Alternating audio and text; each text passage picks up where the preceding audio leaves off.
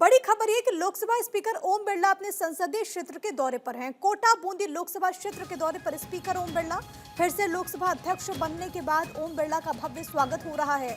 बूंदी से कोटा जाते वक्त उनका जगह जगह पर स्वागत हुआ। बीजेपी के कार्यकर्ताओं में गजब का उत्साह देखने को मिल रहा है।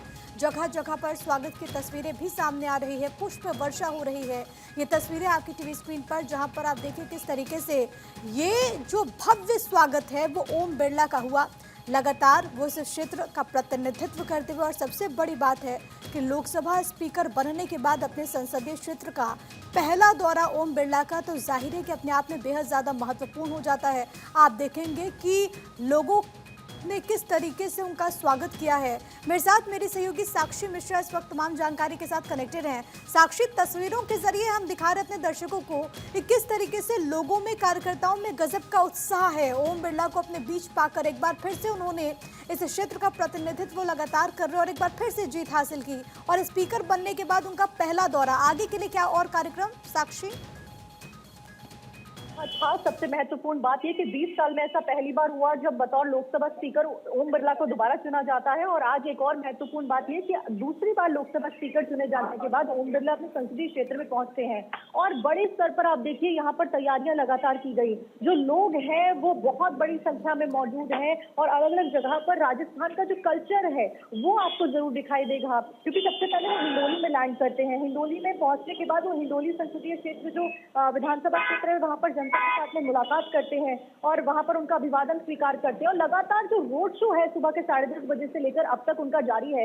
ऐसे में सुबह 10:30 बजे सबसे पहले हिंडोली में वो पहुंचते हैं, उसके बाद में बूंदी में उनका एक खास कार्यक्रम आयोजित किया गया था जहां पर रोड शो के जरिए वो पहुंचते हैं, जनता का अभिवादन स्वीकार करते हैं, पुष्प वर्षा करके बड़ी तादाद में आप देखिए लोग ही लोग आपको नजर आएंगे।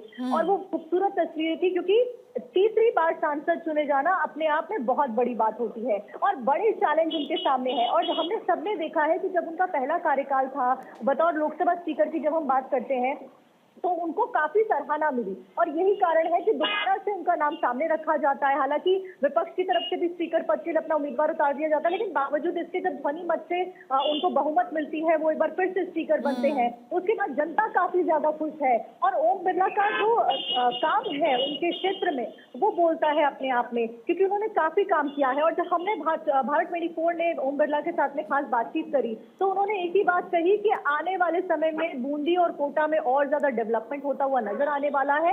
और खास तौर पर जब मैंने उनसे पूछा कि 2047 का लक्ष्य क्या है, जब हम 2047 के लक्ष्य की बात करते हैं तो कोटा बूंदी कहाँ होगा, तो उन्होंने कहा कि कोटा बूंदी एक अहम स्थान पर होगा और बड़ा योगदान 2047 के लक्ष्य में जरूर देने वाला है। और अभी फिलहाल हम कोटा में मौजूद है प्रिया, और कोटा में भी उनका एक कार्यक्रम रखा गया है और बड़ा यहाँ पर रोड शो होता हुआ नजर आने वाला है। उसकी भी तस्वीरें हम आप तक जरूर पहुंचाएंगे। बिल्कुल, वो तस्वीरें भी साक्षी आपके माध्यम से अपने दर्शकों तक पहुंचाएंगे। लेकिन सबसे बड़ी बात है कि खुद प्रधानमंत्री नरेंद्र मोदी ने भी कई मौकों पर ओम बिरला की तारीफ की और ये कहा है कि आपकी जो मुस्कान है, आप उससे बुरे दौर में भी आप आसानी से जीत हासिल कर लेते हैं। आपकी मुस्कान बताने के लिए काफ़ी है कि आपके अंदर कितना धैर्य है, और चाहे जितनी परिस्थिति हो आपके चेहरे से वो जो मुस्कान है वो नहीं हटती।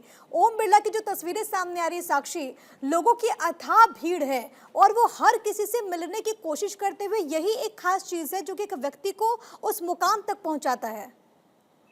बिल्कुल प्रिया, बहुत इंपॉर्टेंट होता है जब आप इतने बड़े पद पर होते हैं, उस बीच आप जमीन में रहें और आपकी जो जड़ें हैं उनको आप कभी ना भूलें, क्योंकि उन जड़ों की वजह से ही आप उस मुकाम पर पहुंचे हैं। और कहा जाता है ना कि जो वृक्ष फलदार होते हैं वो हमेशा झुके हुए रहते हैं। तो जब हम ओम बिरला की बात करते हैं तो ये कहना गलत नहीं होगा कि वो वही वृक्ष है जो हमेशा झुके हुए रहते हैं। और आप देखिए सुबह 10:30 बजे से लेकर अब तक, पहले वो हिंडोली में होते हैं, वो बूंदी पहुंचते हैं, बूंदी के बाद में उसके बाद उनका अब फिलहाल कोटा में कार्यक्रम है। लेकिन बड़ी बात ये इस बीच एक भी बार वो गाड़ी में नहीं बैठे, वो लगातार रोड शो कर रहे हैं। मतलब पूरा रास्ता उन्होंने जो कवर किया सुबह 10:30 बजे से लेकर अब तक, वो रोड शो के जरिए कवर किया। और यही दर्शाता है आपके प्यार को कि जनता के प्रति आपका प्यार कितना ज्यादा है। और जब आप अपने संसदीय क्षेत्र में पहुंचते हैं तो आप एक एक पल अपनी जनता के साथ में बिताना चाहते हैं, एक एक पल अपने लोगों के साथ में बिताना चाहते हैं। और प्रिया, बड़ी बात ये कि लोग भी अपना प्यार लुटा रहे हैं। वो जब अपने सांसद से मिलने के लिए आए तो कोई नारियल लेके आ रहा है, कोई मिठाई लेके आ रहा है, कोई फूल लेकर आ रहा है, कोई प्रसाद लेकर आ रहा है। तो अलग तरीके से अपना आम जनता के मन में ओम बिरला के प्रति तीसरी बार उन्होंने जीत हासिल की है, हैट्रिक लगाई है, और दूसरी बार लोकसभा स्पीकर बनने के बाद ये पहला दौरा अपने संसदीय क्षेत्र का